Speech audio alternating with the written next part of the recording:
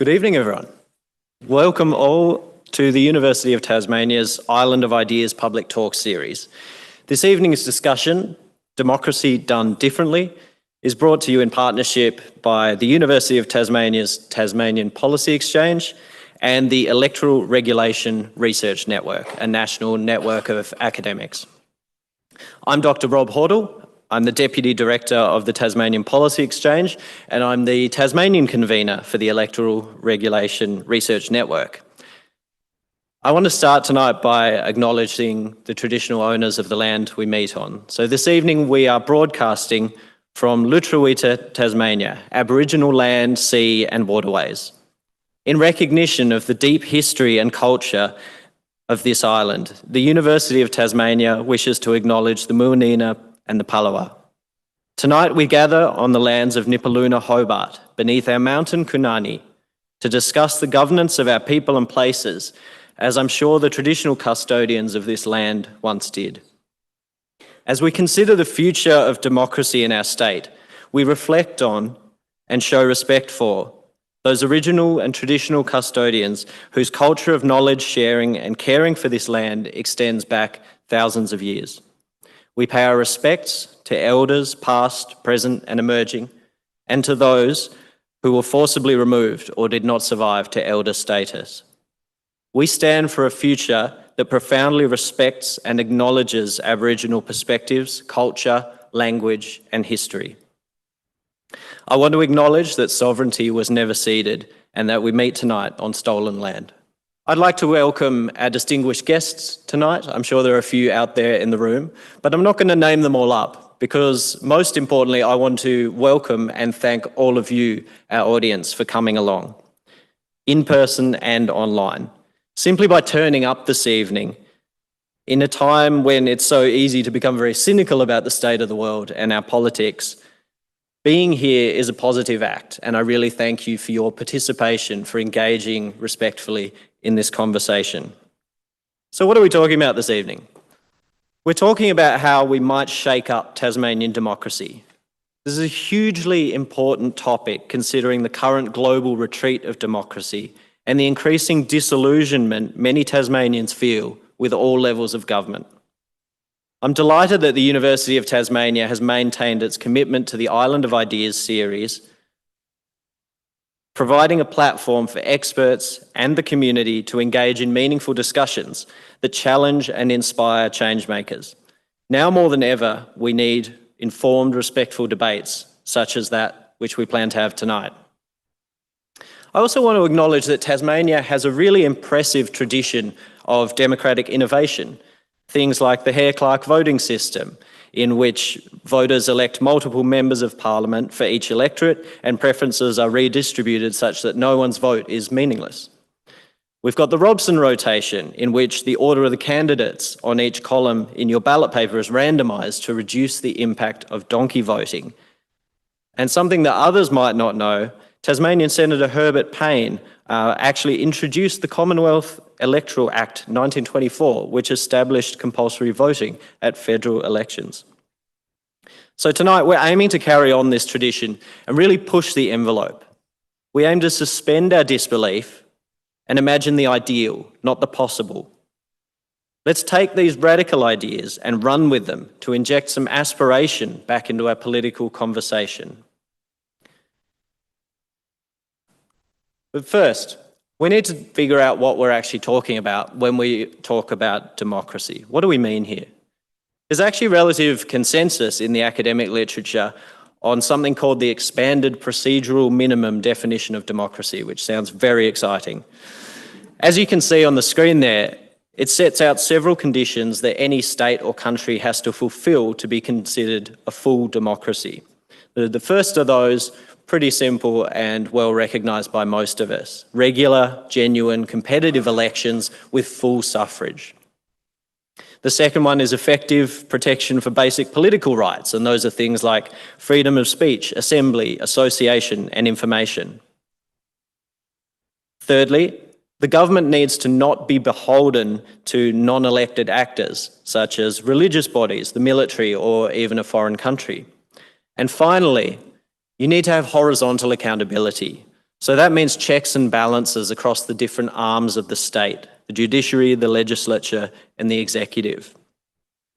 Now, various global measures of democracy kind of take this definition and tweak a little bit, and they add components here or there and prioritise different aspects of democracy, but the core concepts remain pretty similar. And here lies the problem. However you define it, democracy is on the back foot around the world. In the aftermath of the Cold War, the spread of liberal democracy seemed inevitable for some people, but the so-called third wave of democratisation quickly petered out. In many political systems, democratic institutions became meshed with authoritarian tendencies, and as the 21st century advanced through its teens, it became widely accepted that these countries, such as Turkey, Hungary, Tanzania, were not necessarily transitioning towards democracy.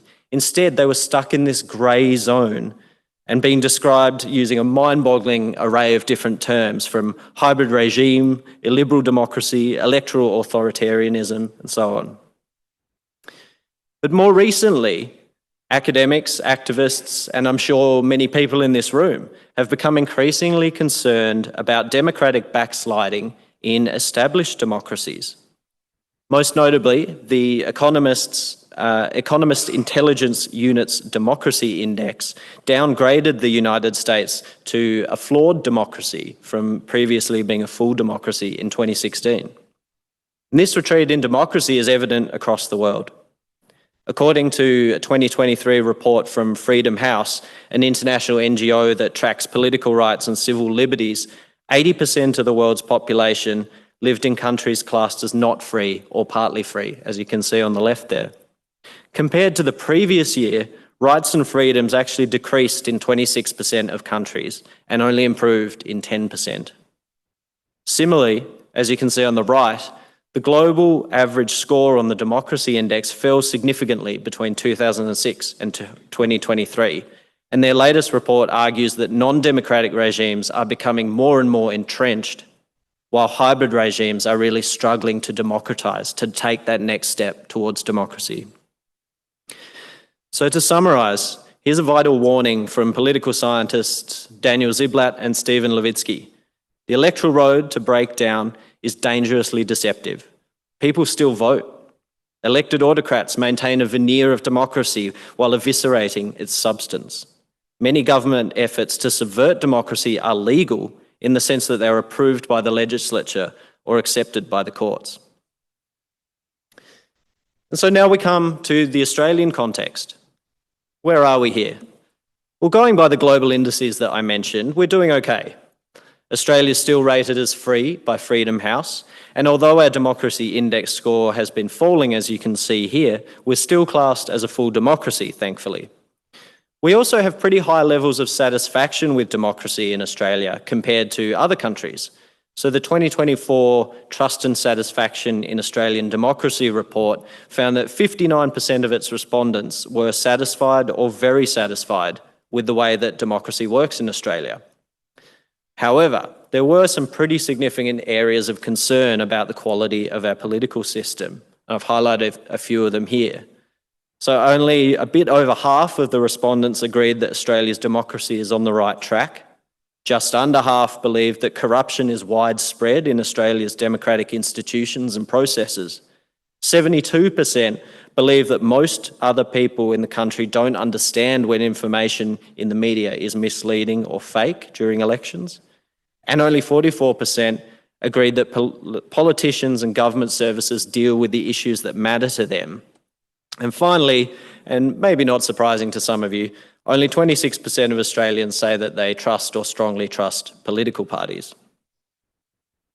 Really notably though, women, people on low incomes, the unemployed, and residents in regional areas had lower levels of satisfaction with our democracy than others.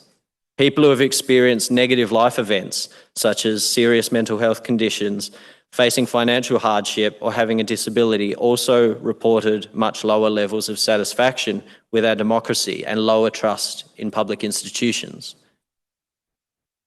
On the positive side of things, 80% of Australians believe that it is worth trying to fix the problems of our democracy. So overall, We think that our political system has some issues, but we also think that it's worth fighting for. And now on to Tasmania, our beautiful island state. The 2024 election failed to capture the imaginations of voters, I think it'd be fair to say, with those who cared enough to engage feeling somewhat overwhelmed by the veritable barrage of policies released by the two major parties.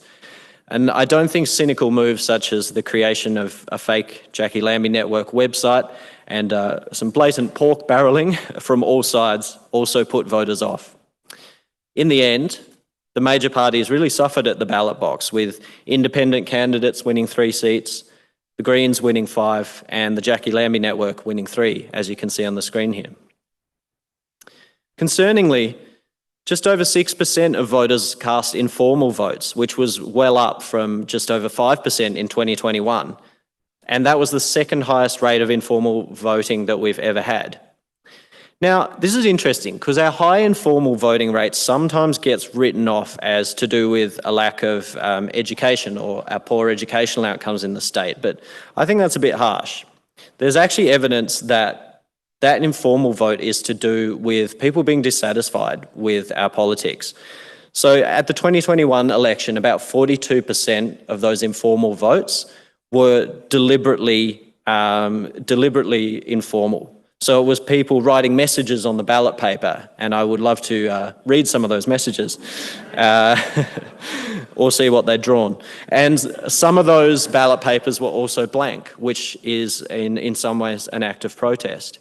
And then at the 2019 Legislative Council elections, the equivalent figure for deliberately informal votes was nearly 73%. So this is not just people making a mistake with their ballot. I would argue it's more driven by anger or dissatisfaction. We don't have the data yet from the 2024 state election, but I think it'll be really interesting to see, and please keep an eye out for the percentage of the informal votes that were deliberate. So then beyond the electoral sphere, anecdotal evidence shows us that there's widespread dissatisfaction with the handling of the Commission of Inquiry into child sexual abuse in institutional settings, the apparent inability to address chronic challenges in health, education and housing, and of course, the preoccupation with the proposed AFL stadium in Hobart. That's the only time we'll mention that tonight, please. Although we don't have quantitative data to show how these challenges have affected faith in the state government and political system, we do know that people don't necessarily feel like they have a say in Tasmania's future. For example, in 2021, the UTAS Institute for the Study of Social Change found that only 31% of its respondents felt they had the opportunity to influence decisions on Tasmania's future. So in the face of all this, democratic backsliding around the world, concern about our national political system, and growing dissatisfaction with the quality and character of Tasmanian politics, we need radical ideas that can shift our thinking and help us to see new possibilities for our state. To get things started, I'd like to introduce to you our first speaker. First up, we have Erin Cooper-Douglas. Erin is an experienced journalist, producer and editor who worked for the ABC News for more than 6 years, and she's currently Deputy Politics and Society Editor with The Conversation Australia. Can I please welcome Erin to the stage?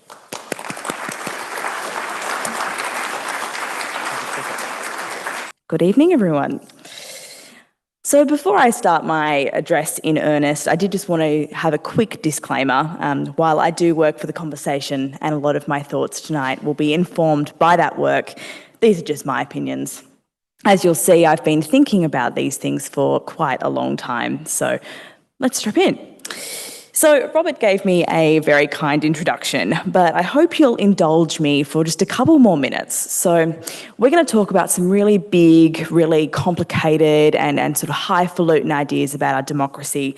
So I want to talk about something really important. I want to talk about myself. So we're going to take a quick tour through my childhood, and I just need you to trust me that there is a destination at the end of this journey. I come from Tasmania's northwest, and I come from a pretty unremarkable family. My wonderful family is many things, but political, not one of them. No one in my family has ever been a member of a political party, and we were a sort of family that liked to not talk about politics, lest it devolve into arguments. It's somewhat surprising then that I've been politically engaged from a remarkably young age. My first act of political involvement came after I saw a segment on Sunrise, though don't blame me for that, it was before school, I was 9. And it was the Australian Conservation Foundation talking about climate change. I became very concerned about this immediately, and I got in touch with the foundation and asked if I could be a member. Now, credit to them, they very kindly let me be a member, despite the fact I was 9 and had absolutely no money to contribute to their cause. But I was very chuffed to be involved, and I was very happy with all the stickers they sent me in the mail. They covered my school books. Let's fast forward to 2010, and this was a pretty turbulent time in federal politics, but as far as the then 12-year-old Erin knew, Julia Gillard had just become the first female Prime Minister. I was ecstatic about this. I was so excited, and I decided I wanted to tell her that myself. So I wrote Ms. Gillard a letter.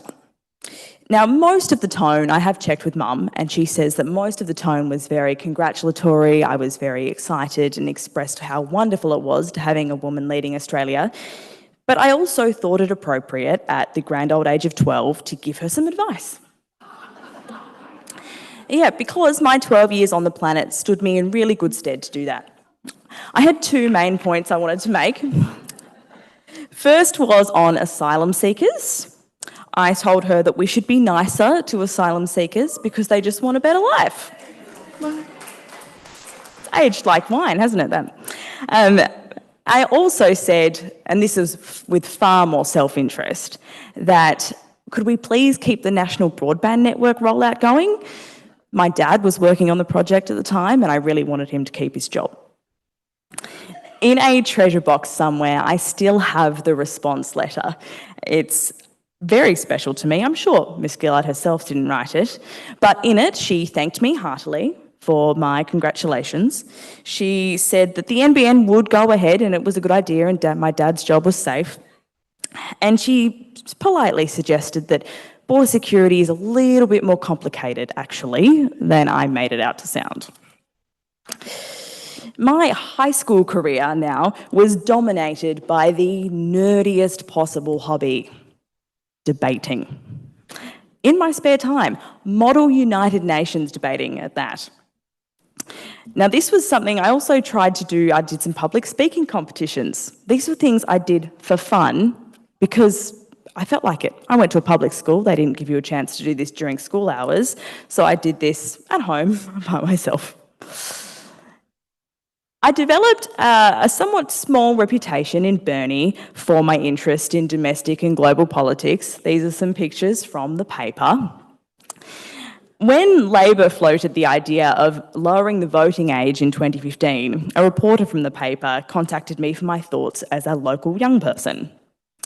I found this article, and my quotes were that while I appreciated that most people weren't as interested in politics as me, quote, as a general rule, that may be true, but as a 16-year-old, I was desperately interested, Miss Cooper said. My way of getting involved was counting votes for the Electoral Commission. Miss Cooper, the reporter wrote, said she would recommend the Brazilian system where voting is optional from age 16 and compulsory from 18. Now, in the spirit of full transparency, I actually never counted votes for the Electoral Commission. I did work for them multiple times, but handling votes wasn't part of the job. But I do bring this up now because while I have changed my mind about many things since I was 18 and gave those quotes, my downright offensive choice of fuchsia pink lipstick and very ill-advised experimentation with blonde hair being some of them, my views on voting age remain steadfast. So I suggest a great way forward for Tasmanian democracy would be to lower the voting age. While I accept that my childhood interest in politics is the exception rather than the rule, there are many reasons why this reform would better the quality of our democracy and our policy making. Let's start with the first argument of these, which is foundational to democracy itself: the right for people to have a voice. 18 is the defining age of adulthood, but it's largely an arbitrary measure and it differs globally. Like many of our constructs, from things like the TV and film rating system to when we deem it appropriate for people to drink alcohol, it's not rooted in any evidence about neurological development or one's ability to weigh new information.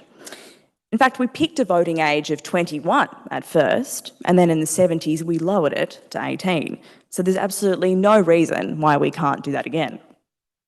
To deprive young people of a chance to have their say over the systems and policy that shape their worlds is inherently anti-democratic.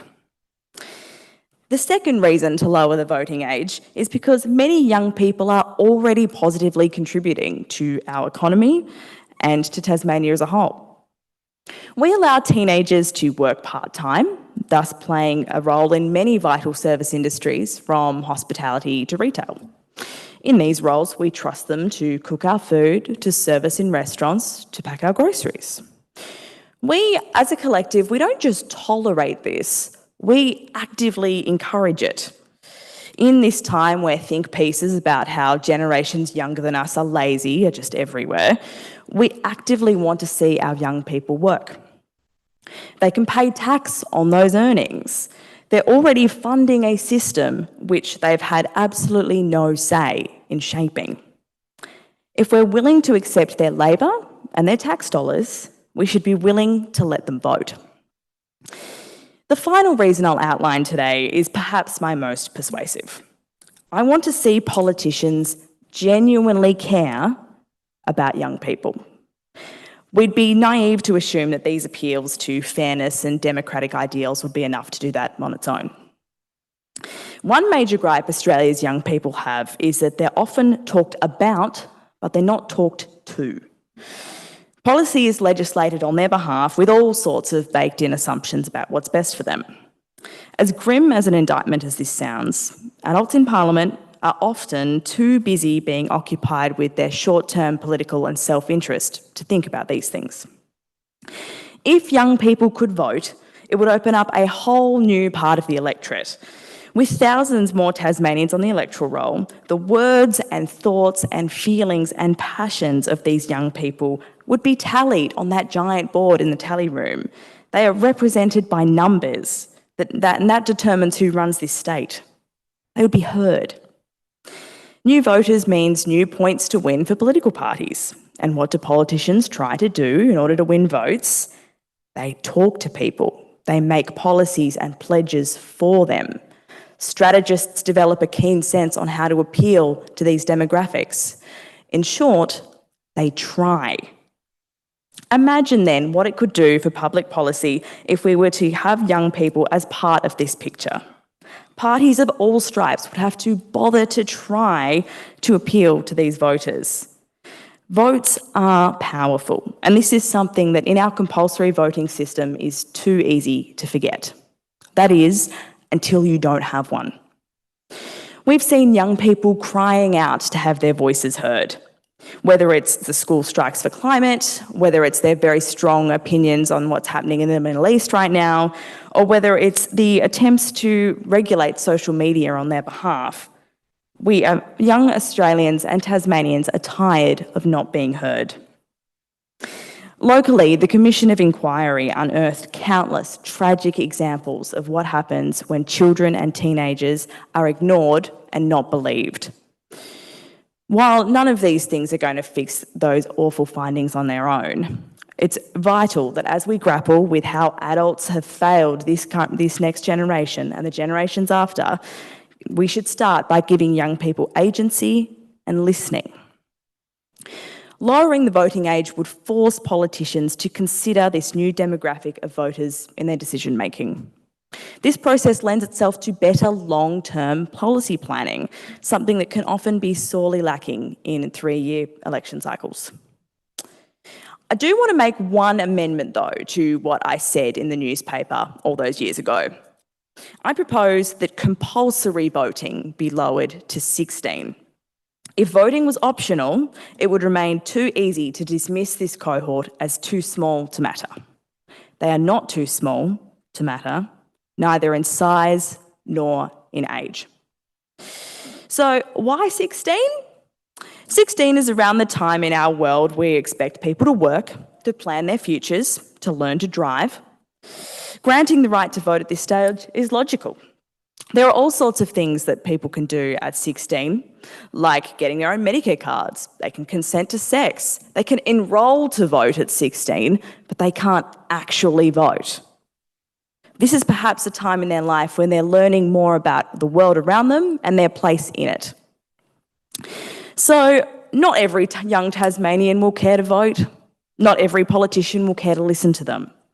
But lowering the voting age to 16 would make for a fairer, more representative democracy and force our parliamentarians to think bigger, longer, and more equitably for the next generations. If I could dream about things like this when I was still in primary school, it shouldn't be hard for a room of adults to see the potential in this idea too. Thank you.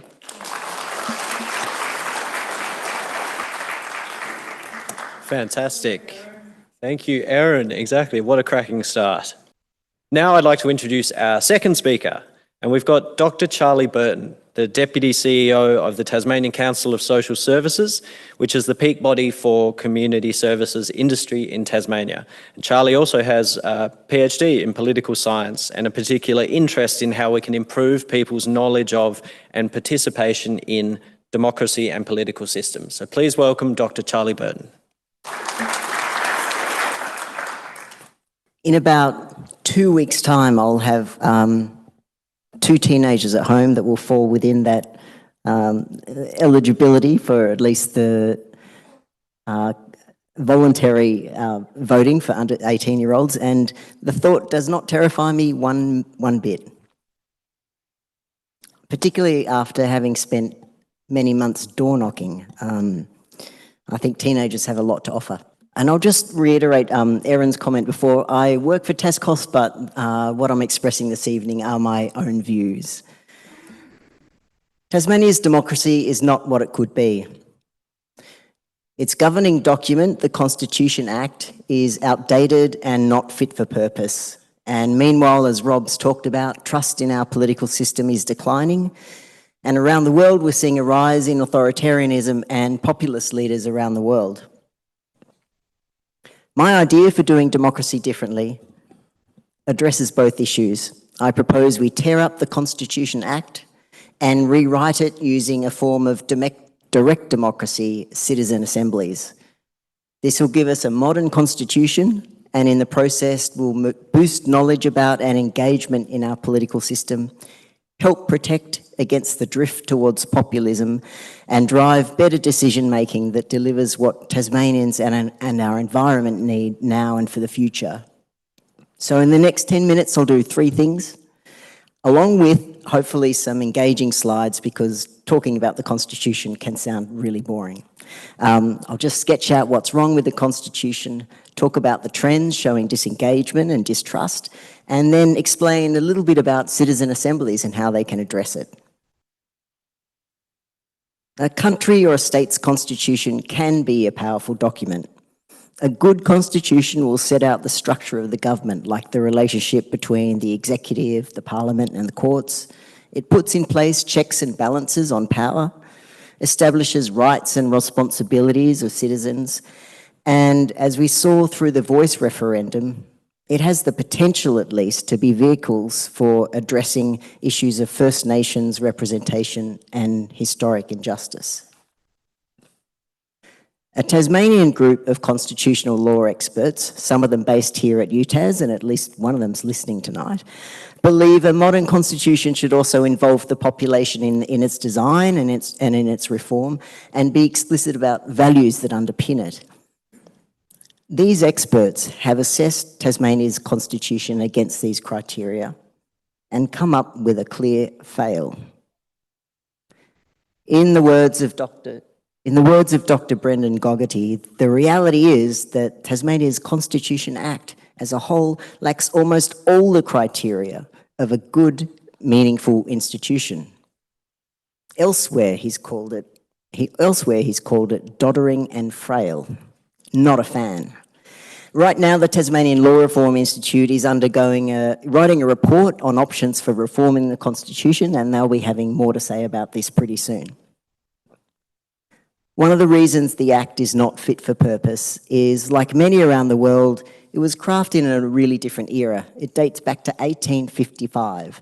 And although there's been amendments, including the preamble in 2016, which acknowledged Tasmanian Aboriginal people as the state's first people, it remains steeped in colonial history, language and power. And our expectations of government and the challenges of governing are really different now. Just a few examples. Socially and culturally, Tasmania is a vibrant, diverse community. And while there's a long way to go, we're seeing some changes, for example, in elected representatives, people who are from culturally and linguistically diverse backgrounds, people who are neurodivergent, and people from the LGBTIQA+ community. Yet our Constitution reads and feels like a document written by cisgendered, middle-aged, upper-class white men. Because it was. Rewriting the Constitution is an opportunity to build in values of equality, diversity, and inclusion. Perhaps we could start by building on the change to the preamble and enshrine Aboriginal seats in Parliament. Another area of massive change in the 170-odd years since the Constitution was drafted is the natural environment. Our beautiful island faces massive environmental challenges that the framers of the Constitution would not have imagined. Although colonial settlement in Tasmania obviously initiated practices that helped get us where we are today. We're seeing more regular severe droughts, fiercer bushfires and biodiversity loss, and communities are rightly demanding more of a say in developments that impact them and their environment. Rewriting the Constitution is an opportunity to do something about this. Like Norway, its constitution obliges the state to protect the environment and natural resources for future generations. Finally, the economic landscapes change massively. New industries that are unimaginable for the 19th century are ballooning partly thanks to rapid technological changes, as are new forms of labour, although you may argue that the precarity and risks in the gig economy are just the latest examples of capitalism trying to find new ways to exploit workers. Rewriting the Constitution is an opportunity to embed values and rights that we want to guide decisions relating to the economy. So we could include provisions that guarantee fair treatment, safe working conditions, and economic security for workers. Now to the second part of my talk. It echoes a little bit what Rob talked about, the political trends we're seeing that a new constitution could address. One of the most compelling reasons for reform is the distrust and disengagement in politics. If citizens don't trust their government or its decisions, or there's a growing gap between what they believe, their values and aspirations, it's fertile ground for conspiracy theories, misinformation, and the rise of dangerous movements and ideologies. Globally, we're seeing a rise in authoritarian and populist leaders, often helped along by conspiracy movements like QAnon. Sovereign citizen movements are another reflection of this. They're pretty fringe, but often these ideas are combining and amplifying each other. And as you can see from this slide, again echoing a little bit of what Rob talked about, we're seeing a decline in voter turnout. There's only a few percentages in it, you probably can't read the slide too carefully, but there's a clear downward trend. And we should care about this, not just because the dangers of mistrust and disengagement we've been talking about, but we know that more community involvement in how we're governed and how decisions are made produce better outcomes for us all. So, a constitution not fit for purpose and an increasingly disengaged population. What's the answer? Well, forms of direct democracy like citizen assemblies just might be. If you don't know, a citizen assembly is a group of people randomly selected to deliberate on an issue of public concern and come up with a set of recommendations or a decision. The premise is pretty simple. Whereas elected politicians often seem to make decisions that favour the interests of themselves or big business or lobby groups, decisions made by citizen assemblies are seen as more legitimate because they've been made through a transparent process by a cross-section of the population. They've been used around the world and have helped inform decisions like legalising abortion and marriage equality in Ireland, recommendations for how the UK can meet its legislative target of net zero by 2050, a lot of electoral reform in various countries, and in 2023, France held a citizen convention to advise its parliament on assisted suicide and euthanasia. They can tackle pretty big issues. So, very briefly, in the short time I've got left, I'll sketch out how it might look. It could be a process led by Tasmanian Aboriginal people. So we ensure a new document isn't just symbolic recognition. It might propose concrete measures like land rights, protection of cultural heritage, and as I suggested before, seats in Parliament. We could start with 3 assemblies in each of the regions. Their job is to agree, not rewrite the whole thing, but agree on the principles and values and perhaps the rights that we want underpinning the Constitution. They'd have 30 to 50 people drawn from the electoral roll and selected so that they're representative of age, gender, region, income, and so forth. And their deliberations would be guided by facilitators and informed by experts and other knowledge holders. So any decisions are evidence-based and informed by the facts. A single statewide assembly could then bring all proposals together, send it off to constitutional experts to be drafted, and then go before the Tasmanian Parliament for a vote. Another quirk of Tasmania's Constitution Act is it's just an ordinary act of Parliament. It doesn't need a referendum to be changed, so that's a good thing at the moment while it desperately needs change, and then maybe that's something we think about down the track. Rewriting our Constitution doesn't mean erasing our history, although there are parts I think we agree we might wish to erase. It's about creating a living document that speaks to our past but reflects who we are now and the values we want and need to guide us into the future. And we need Tasmanians to be involved. If we don't want more disengagement, distrust and disinformation, we need to make sure our voices are heard and our values are represented. Our democracy depends on us.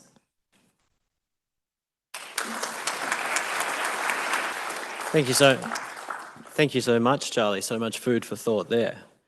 And finally, our last speaker for this evening, Saul Eslake, is one of Australia's most prominent economists with over 4 decades of experience. Saul has contributed significantly to public policy through roles on various government advisory councils and committees, and has a range of other experiences far too numerous to mention here. So I'd like to just welcome him on stage and hear his thoughts. Thank you, Saul.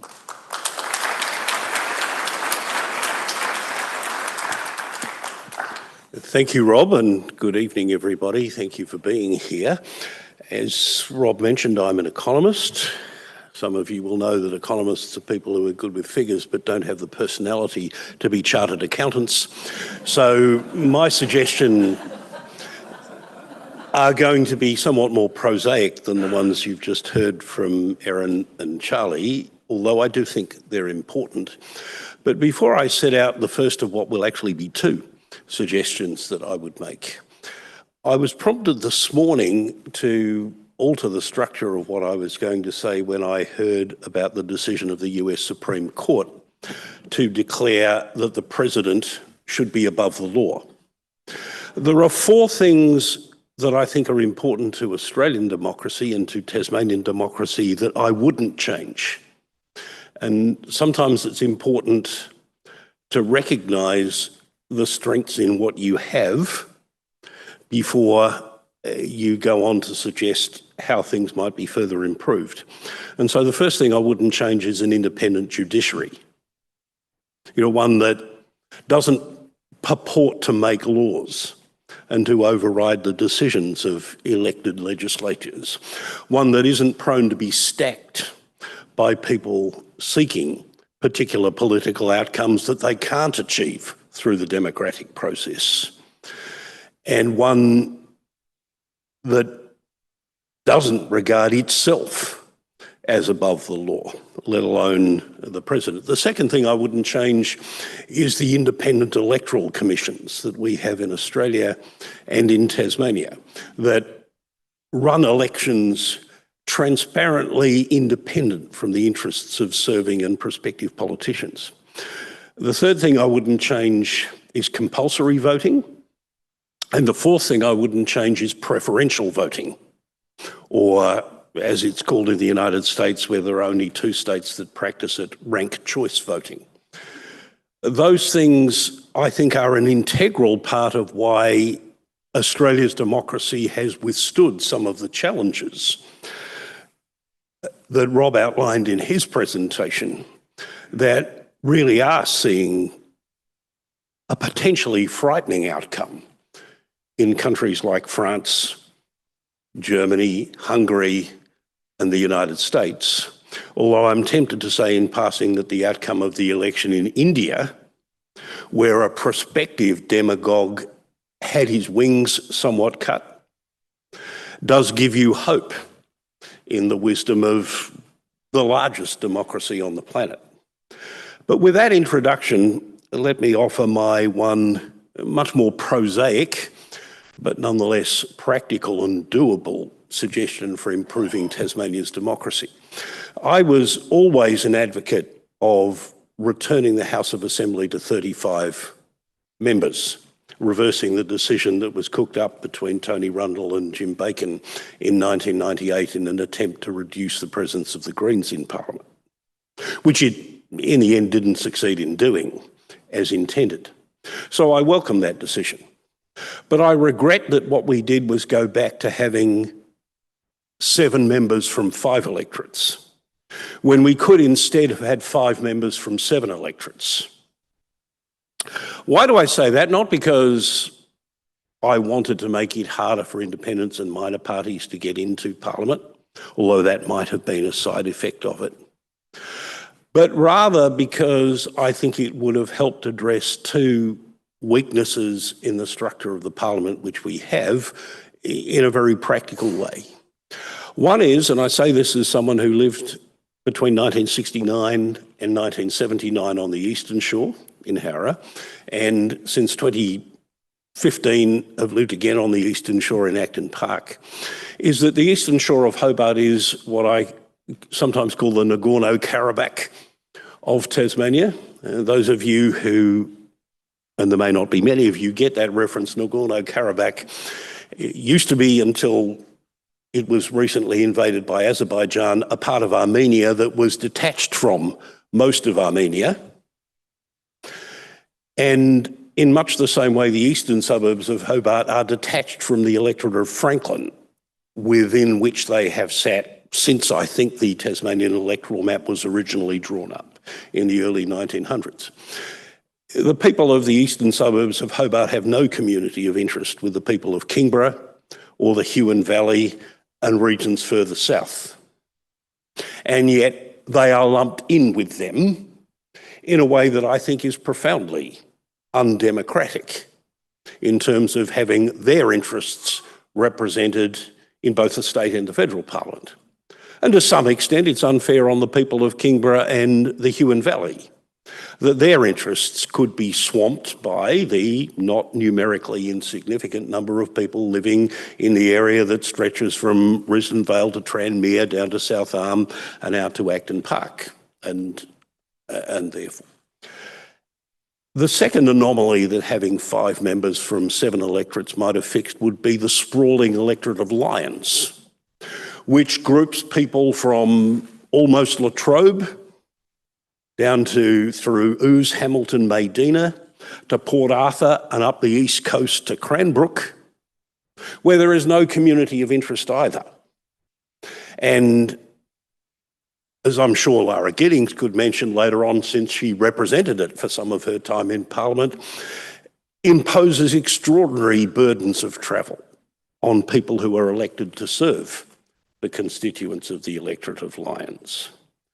If we had decided to have 5 members from 7 electorates instead of 7 from 5, I think the mathematics suggests that the people of the eastern suburbs of Hobart, possibly including Sorell and Richmond and a few areas like that, could have been an electorate in their own right. And that would have been possible to create another electorate out of Lyons and perhaps the northeastern part of Tasmania, leaving perhaps the western shore of the Tamar to be part of the electorate of Bass. But someone somewhere decided that Tasmanians were too stupid to cope with the idea of having different state and federal electorates. Even though we do that with the Legislative Council, and even though every other state in Australia has different state electorates from federal electorates. Even the ACT, which has something very similar to our Hare-Clark system, although it has a different name which I now forget, has 3 federal electorates now, one of them remarkably called Bean. You know, how would you like to be the member for Bean? But someone is. They have 3 federal electorates, but they elect members to their House of Assembly from 5 seats. We could do the same. But as I say, someone somewhere along the line decided that Tasmanians were too stupid to cope with that. And so we went back to the old system. We could change it, by an act of parliament. And I think our democracy would be stronger if we did. The other suggestion which I want to make, taking a liberty from the organisers by offering 2, is that I think Tasmania should have a parliamentary budget office. That is to say, a small group of people working perhaps within the auspices of the Parliamentary Library, whose job it is to inform parliamentarians, particularly, though not exclusively, but particularly those who are not part of the government, on matters affecting the budget on which they're expected to vote every year and at different times between budgets when other money bills come up. The original Parliamentary Budget Office at the federal level was modelled on the US Congressional Budget Office, and it was established pursuant to an agreement between Rob Oakeshott and Tony Windsor, who as independents held the balance of power in the 2010 election to which Erin referred, and the government of Julia Gillard to enable more informed parliamentary and public debate about budgetary matters in the federal parliament. And it has succeeded spectacularly in that regard. More recently, Victoria and New South Wales have established parliamentary budget offices as well. And although it's early days, the evidence is that that has also enabled parties who are not part of the government to get assistance in costing their policies and in enabling them to make more informed contributions to debate in Parliament about budgetary and economic matters.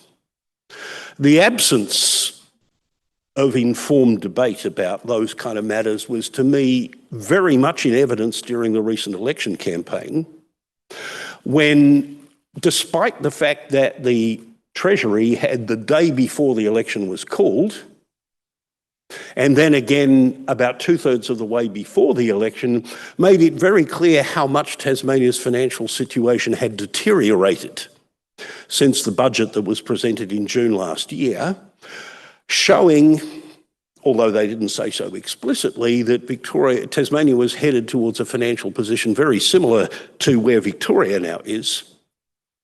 I sometimes felt that the only people who read that report were Ruth Forrest and me. You would not have guessed from the way that both major parties promised to add $1.6 billion over 4 years to the $6.1 billion that those reports said Tasmania would have by the end of 2027, that there was a problem. Neither of the major parties, nor for that matter the Greens, who promised to spend $4 billion over 4 years, made any attempt to say how they would pay for that. And while I'm not suggesting for a moment that all public debt is wrong or anything like that, The people are, I think, entitled to know, and maybe especially the younger people who would be called upon to service and repay debt that current generations of politicians run up, ought to be entitled to know whether politicians are promising to win your vote by putting things on the slate for future generations to take off. We could also strengthen some of the rules around the presentation of election policies. Currently, the Charter of Budget Responsibility Act requires parties to present a fiscal strategy prior to an election, during an election campaign. That requirement has degenerated over the last 3 elections to parties putting out 2-page pamphlets on the Friday afternoon before people vote, or that is before polling day, even though these days something like 35 or 40% of the electorate have actually cast their ballot well before the polling day actually takes place. I think they ought to be required to say either how they're going to pay for the promises they make, or to say that they're not going to pay for them, they're going to run down the surplus if there ever is one again, or go further into debt. I'm not saying they shouldn't be allowed to say that. If it's a democracy, if the people want to have things spent on them with borrowed money, they have a democratic right to do it, but they ought to be told that that is what is being proposed and make their electoral choices on the basis of that. So in addition to recognising that there are some strengths of Australia's and Tasmania's institutional structures that need to be preserved at all costs, because they will come under challenge from time to time, I want to argue that having a Hare-Clark system in which we pick 5 members from 7 electorates rather than 7 from 5, and having an independent and authoritative parliamentary budget office are 2 prosaic but practical ways of strengthening Tasmania's democracy from where it is today. Thank you.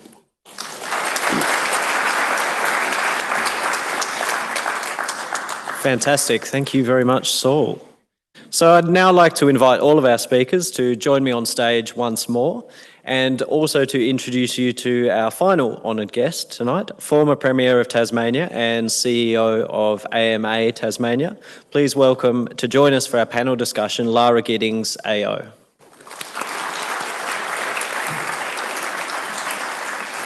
I'm going to start with you, Lara, because we haven't heard from you yet. And I wanted to ask, after hearing some of these exciting ideas, what are your reflections? What do you think? Well, firstly, can I say that there's some great debaters here, and I was convinced by a number of the arguments that were put forward.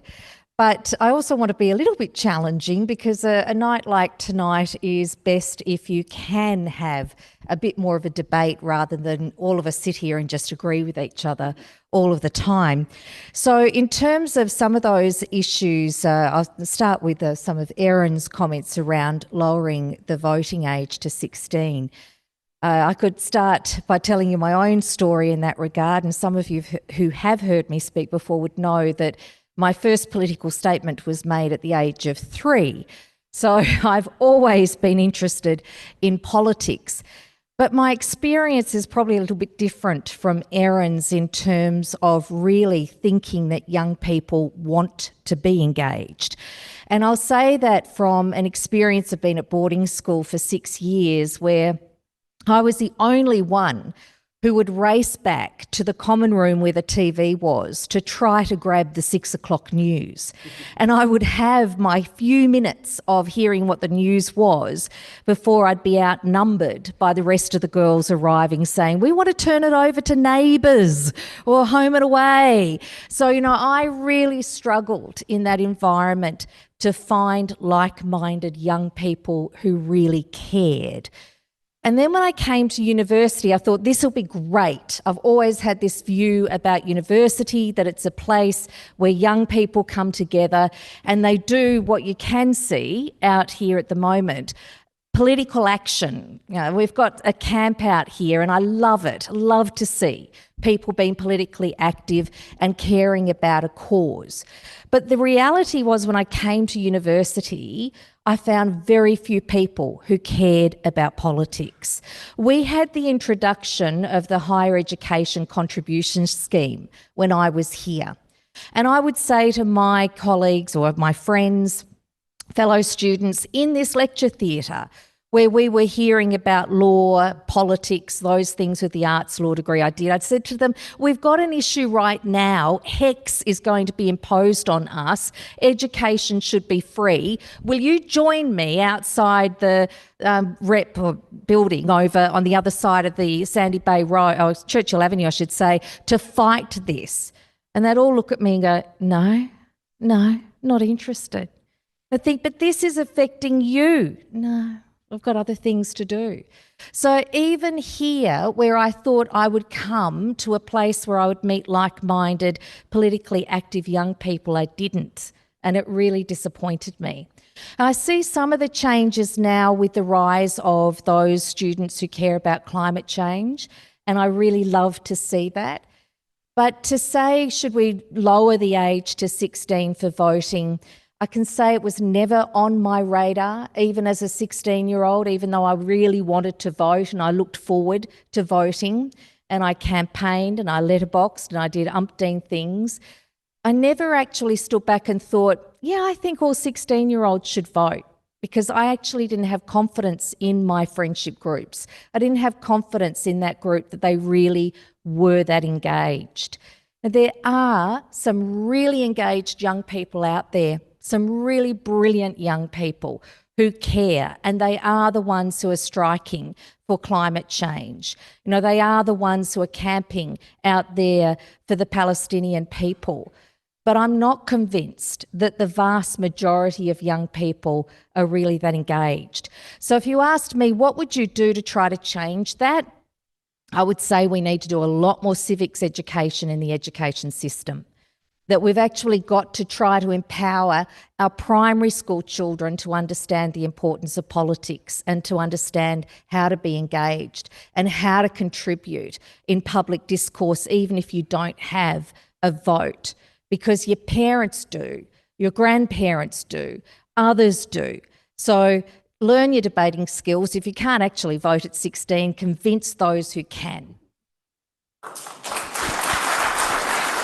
Yeah. Thank you. And can I get you to comment on the potential for citizens' assemblies? Was that something that came up during your political career that you ever considered? Yes, it is actually in the context of when I was Health Minister, we started to talk about the importance of that sort of engagement over issues like voluntary assisted dying, which I think was one of those, Charlie, that you mentioned, but also in some other sort of areas within health where they are really difficult, complex, sensitive areas that you need to start talking about. If you're not going to raise taxes to increase your revenue, which is another part that I'll come to with what Saul said, then you need to start actually looking at how you spend your dollar and where you're going to spend it. And some of those are very difficult decisions to make. And right or wrong, the UK started to bring in policies around when they would offer certain elective surgeries for people who in the older age groups. So I can't remember the actual numbers, so don't quote me, but they'd pick a number like 90 years of age, you'd no longer get cardiac surgery. Or as 95, you'd no longer get hip replacement surgery. Whatever it is, they actually stated an age where you knew once you reached that age, the state would not invest in your health care. So I think those things were things that as a politician, you'd never come out. My God, can you imagine if we said, no person over the age of 80 is going to get a hip replacement? I mean, you'd be awful, it'd be terrible. But if you had a citizens' assembly, then those sorts of issues could be discussed, debated, given some weight as to whether they should be given merit or not. And that would be very valuable for a politician, because we're not the wisdom of everything. We don't know everything. We make judgment calls and sometimes we get it wrong, but that sort of issue is one where I wasn't prepared to make that sort of judgment call. But if a citizens' assembly looked at it and came back and said, Lara, you're actually behind the times here. Yes, we as a population understand that. We want to invest in our young people. We know that here we are at this age. We don't want to be invested in any further. then I'd say, okay, well, let's have a broader discussion about that. Yeah, really interesting way of approaching some really, really difficult issues. Can we get the word cloud up on screen? We asked everyone to put their suggestions for radical change into an online form, and there we go. The results of that are coming through as a bit of a word cloud here, just to see what sort of things are coming through. So if I can ask the panel just to have a quick look at that, and all of you in the room as well. Something that came through really strongly. So Chamber of Citizens is reflected in there. I think that's really interesting. Linked to citizens' assemblies and something we've talked about. The other thing that came through in my reading of the form on the screen here was transparency and accountability. And Charlie, I was wondering if I can get a quick comment on you on some potential changes in that area that have been discussed recently. There seems to be a lot of desire for change in that area in Tasmania at the moment. Yeah, absolutely. Can I just go back to something, picked up on something you said, Lara? Some people may know I stood for the Legislative Council earlier this year, so as part of that I did a whole lot of door knocking over many, many months. Nowhere near as what you would have done in your career, Lara. But one thing I observed was deep disengagement, deep lack of information, and deep disinterest, to be honest, on a lot of doors I knocked on. Of course, that was, there was a lot of people on quite the opposite sort of pole of things. But just in terms of comparing the interest in voting for adults and young people, I don't know that there is actually a great deal of difference. I think the challenge for us is to make democracy interesting, to make it important. And it's not just civics education in school, it's democracy in schools, it's democracy in workplaces, it's making democracy live and meaningful, not just once every 3 or 4 years, or at the moment every 1 or 2 years when you go to the ballot box. It's making democracy, perhaps we need another word so it sounds more interesting, but enlivening it and making it mean something every day for all of us, so that we all have a say in how decisions that are made around us are made. Transparency. That was also something that came up time after time. When I would knock on the door and say, I want to restore trust in politics, there would be eye rolls and guffaws. It's clearly something that we need, and there have been proposals that have been either discarded or half implemented by people whose self-interest isn't really behind it, but we need strong political donation laws. So during an election, in real time, we see where the money is coming from and where it's going to. Out of election cycles, we could be doing a lot more, and the laws that were passed before the election are nowhere near enough. We need to do things like having ministerial diaries, also ideally live. We can see who the people making decisions ostensibly in our interest, who they're meeting with every day.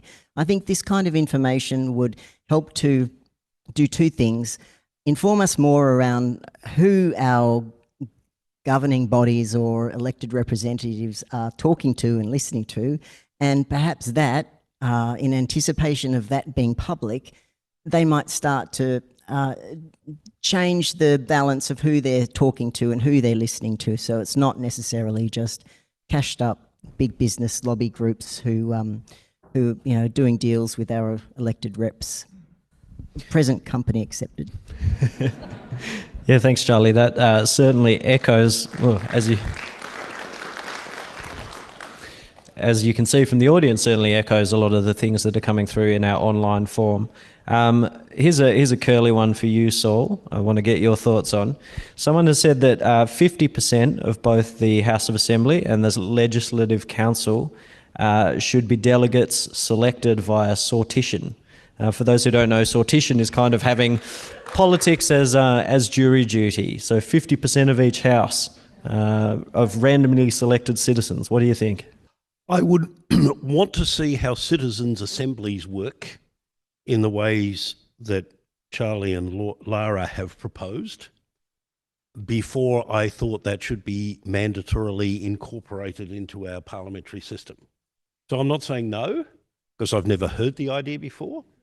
But I would want to see it trialled in the way that we've heard suggested before I made up my own mind about it. Very good, very good. Erin, did you have thoughts on sortition? I think our current parliamentary makeup is not nearly to that extent, but it's sort of this idea, right, where we are, as an electorate, actively voting in people who don't have any political experience. So, I mean, I think the Jackie Lambie Network's a great example of this. You know, for all of the criticism and various reportage around this party, we have 3 members now from this party who they admit themselves they have no context around what it takes to be a politician. And I think, you know, there's potentially some issues with that, but net positive, it's probably a good thing. You know, we are starting to get more people in our parliaments that don't come through the sort of traditional political channels and represent more of the people that vote for them. So I think I'm a bit like Saul. I'd like to see a sort of, I think we need some stepping stones in the middle there to see what that might look like. But I think there's, broadly speaking, appetite in the electorate to see more of ourselves in our parliamentarians. Which we're more likely to do under Hare-Clark. Yes. Than in single member electorates, where basically, you know, I lived in Melbourne. The entire 32 years I was there in 2 safe seats. One was safe Labor, one was safe Liberal. The only genuine contest that ever occurred was for pre-selection for the party that was going to win the seat. You know, and that's what happens in single member electorate jurisdictions. So Hare-Clark is closer to achieving that aspiration of having, you know, a range of people, not all of whom are career politicians, representing us in Parliament. Yeah, absolutely. And I think, no doubt, people in the room who are watching UK politics at the moment are probably very grateful that we don't have a first-past-the-post system here, given the debates around that.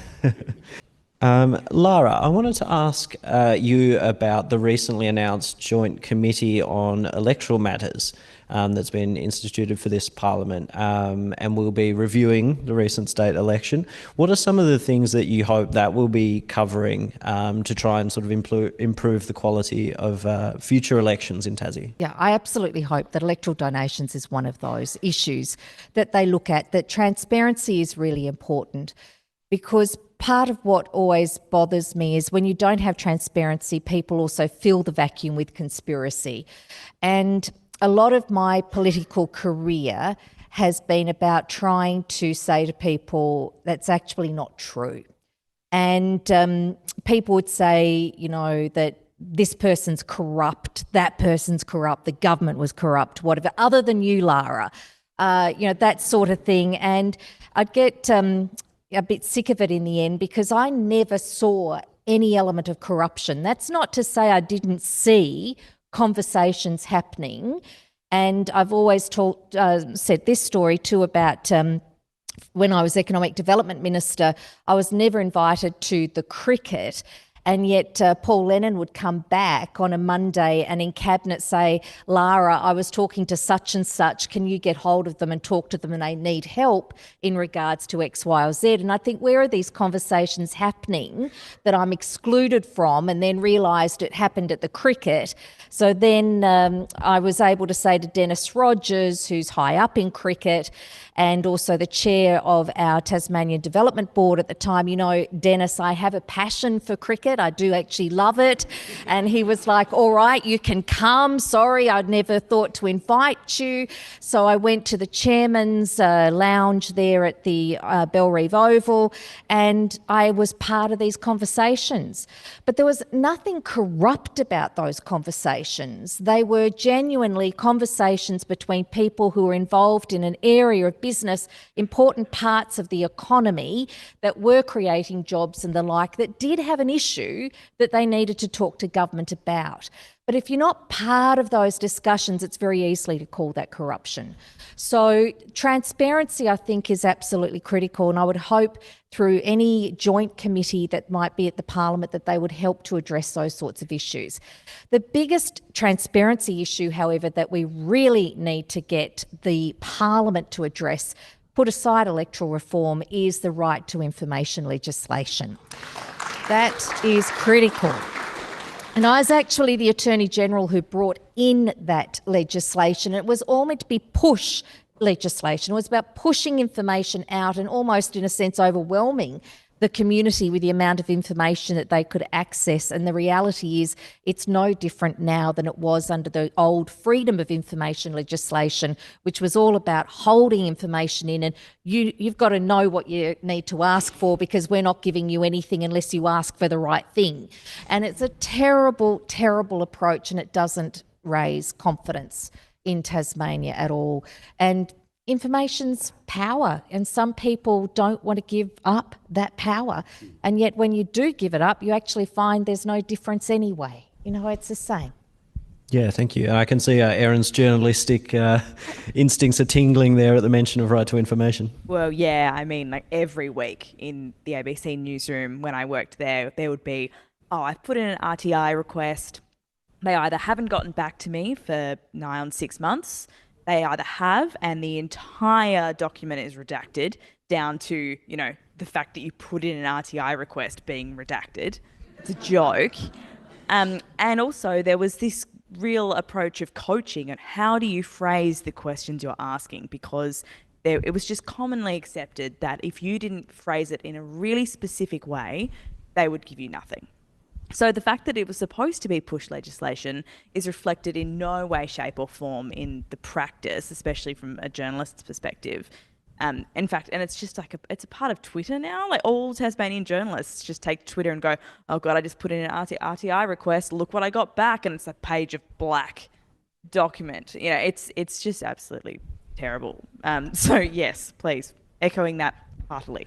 Yeah, thanks. Rob, can I just sort of add on this in terms of our democracy, though? I really want to raise that issue of the media, that the media is like the fourth pillar of our democracy. But the one thing I have really seen in my time is the decline in the quality of media, the ability for media to cover stories like they used to as well.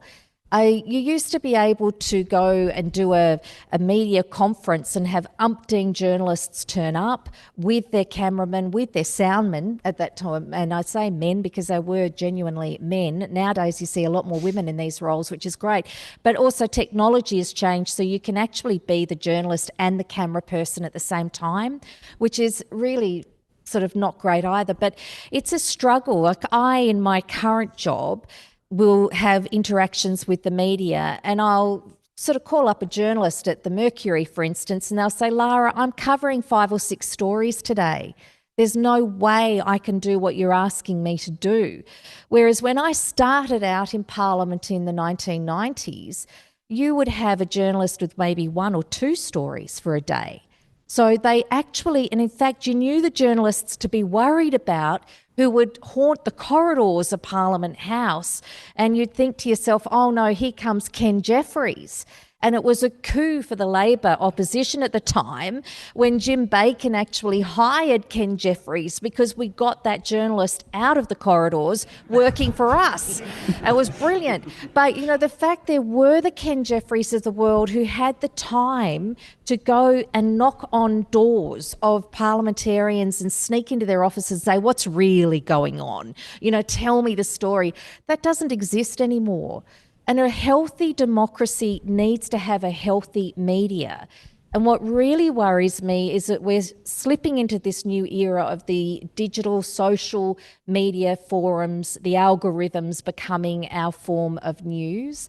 And it's not just the fake news, it's a lack of analysis that we're getting from people who really understand and know and have researched the background to information. So it's not just transparency, it's also that part of it. That's what the conversation does. So all of our articles are written by academics. So they have to be an expert in the field that they're writing in. My job is to help that be more understandable to the rest of us who haven't spent 20, 30, 40 years researching something very specific. Because you're right, we don't have the luxury of time or money. And up until less than a year ago, I was one of those people who was doing the camera work and the reporting and the question asking all at the same time. And there are real sustainability issues with that. There are real democratic issues with that, as you say. So I'll stop spruiking my employer, but it's that is a real identified sort of problem and gap in the media landscape. Thanks, Erin. I do really want to get to questions now, so we're going to open up to the audience, and I'm going to start with one online. Someone anonymously has asked, can you imagine a Tasmania with no elected representatives and significant legislation ultimately being decided by majority vote by the voters willing to participate? Can I get thoughts? Everyone's looking horrified at me by this. Charlie, can I get some thoughts from you on that? The part that worries me in that is the voters willing to participate. An open door for single issue zealots. Possibly. And as in any system, so, direct democracy is great. You have elements of it, but in any system of governing, as we all know, I work at an organisation, we've got a board, they do risk, they do governance, etc. These decisions need checks and balances. And I don't want to put that always in the hands of elites, but I think direct involvement by citizens in decision making is fantastic, and we should be doing more of it. But certainly not if only those who have the time, resources, interests, mobilising capacity, etc. If we're leaving it to them, then we could be in a bit of trouble. Yeah, thank you. Right, let's have a question from in the room. Thanks very much for your presentation tonight. Very interesting and very provoking. Based on an uninformed observation, our upper house seems to be run on party lines, and given that it, as far as I can see, it seems to rubber stamp what comes up from the lower house, what do we need an upper house for? Well, that's it, exactly. Look at Queensland. I used to be a person who would have said, yes, definitely, single house, a democracy, you elect your parliament, why do you need to have a house of review? However, I do think, watching the experience of Queensland, that a house of review can be a good handbrake in some respects. And there is an issue right now which I think I'll fail on because the two major parties are siding and therefore it will get through the parliament. But I personally am absolutely furious at the fact that we are seeing mandatory minimum sentences passing our parliament. It is wrong. And in the past, the Labor Party has stood by the principle and has weathered the storms of some of the political fallout for standing up for no mandatory minimum sentences, but for some reason they have changed their tact, and as a result we will see mandatory minimum sentence legislation pass both the lower and the upper house, I fear. I see a member of the Legislative Council here in Rob Valentine. I hope I'm wrong. Oh, you're past now. You've retired. Well, you're seeing life from the other side now. But it's really very difficult when you've been a decision maker and you've been in the parliament able to influence those sorts of things to sit outside of the parliament and feel powerless like the rest of the population on issues like that are fundamental. But that issue would get up if you had a direct vote, wouldn't it? It's a populist issue, absolutely, and it is where I am always very careful. But having said that, if you went the citizen assembly model that Charlie's talking about, I think when citizens are presented with all of the evidence from experts as to why mandatory minimum sentencing does not work and in fact is counterproductive, I am 99.9% sure that Citizen Assembly would say, do not go down that pathway. And And can we, Charlie? We did see, Kate Warner did some research some years ago now that looked at jury decision making, and there's also, along with this cry for tougher sentencing, there's an idea in the public that judges are too lenient with their sentencing, but her report showed that in fact when ordinary members of the public were presented with the background of the person who'd done the crime and more of the context and circumstances, they actually felt that the judges' sentences were too harsh.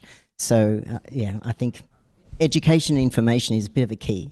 Yeah, it's lovely to have examples of where we can trust the general public, the people around us. Fantastic. More questions in the room? Directed to Charlie, and your proposal for citizen involvement with producing a new constitution.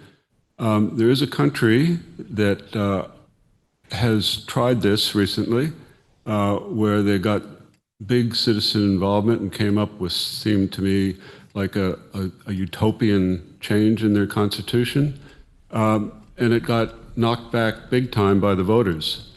And that's Chile. And I just wonder what your thoughts are about that example. I feel slightly embarrassed to say I know a little bit about this, what happened, because I was researching for this talk, and my understanding is what happened there was that it was a complete overhaul of the Constitution. I think citizens' assemblies that have made recommendations that have then gone to the voters are usually rather piecemeal, bits and pieces of separate individual law reform, whereas this was really scrapping the Constitution and starting from scratch, a little like what I've just proposed. But anyway, we were just told to put a radical idea out there, so I did. So I think that's what went wrong partly in Chile, and I don't know enough about the political context. There's a lot of distrust of authority and whatnot. So, but yeah, the little that I know was that it was perhaps too ambitious. Cool, thank you. We've got time for just one more question, sad to say. This is a quick general question to the panel. Would the panel disagree, and why, with the statement that democracy cannot exist when the concentration of wealth grows socially distortionate? Yeah, Saul, can I go to you first? You'd want to define those terms. I think there's a point at which what you say is undoubtedly correct. Defining what that point is, and which you would have to do in order to enact change, I think would be incredibly difficult. You know, it's what's inequitable is in the eye of the beholder in many ways. And there are going to be lots of different beholders. And I say that, you know, I think the distribution of wealth in particular, less so income in Australia, has become increasingly inequitable. And I think that has played a role in some of the dissatisfaction with democracy that Rob outlined in his presentation. I think Australia's tax transfer system does a better job of minimising inequality in the distribution of income than most people give it credit for. And that's one reason, although there are other reasons as well, why our political system hasn't become as polarised between the extremes of left and right as you've seen on display in France and other parts of Europe in recent weeks, and as you will see on display again in the United States in a few months' time. So there is something in what you say that I'm not arguing with, but I think there is a very real practical problem in actually calibrating in a way that would also be socially acceptable the principle you're trying to enunciate. Can I get quick thoughts from other panelists? Erin? I mean, I'm no economist, but I do wonder how much we can divorce. I mean, is a certain degree of social stratification and income inequality inherent to capitalism? Open question to the room. I think it would be, I mean, I agree with Saul, you'd have to have some very strict sort of definitions, which is very hard in such a subjective space. And also how much of that can coexist with the sort of capitalist world that we live in. I think there's checks and balances that will help to minimise that, because otherwise wealth can buy power, and you only have to look at the United States to see that as a prime example. But that would be an argument, if you're looking for things that you can do to improve democracy, is to actually bring in that cap on spending in elections, and particularly with candidates, because I have seen people essentially buy themselves a seat into Parliament. Having said that, I've also seen some wealthy individuals think that they could buy themselves a seat into Parliament and yet failed. So, yeah, well, yeah, Clive Palmer might be one of those, but so I do think that Australians are quite good at discerning that, but that would be a change that should come through that electoral committee you're talking about with the Parliament, that would help to bring in another check and balance against the rich buying their seats. I don't know whether it might remain democracy in name, but perhaps not in intent. I think the outcomes that we're getting and that we're seeing from vast disparities in wealth and perhaps less so in income, but certainly in wealth, is growing in Australia and around the world.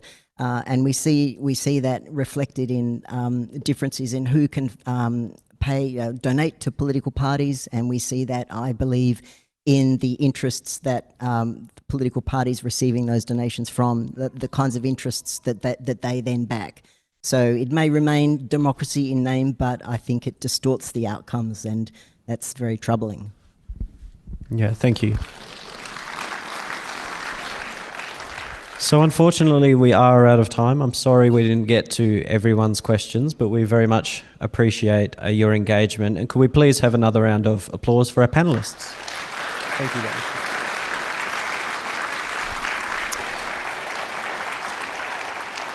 I'd also like to quickly thank the front of house and catering staff, our co-hosts, the Electoral Regulation Research Network, and the UTAS events team for their support in pulling this together.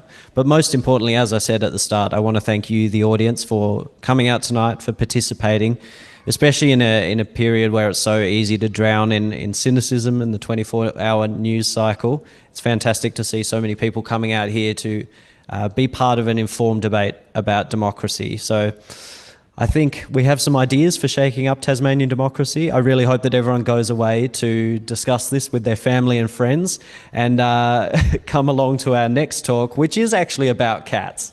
So there you go. So thank you very much, everybody, for coming, and good night.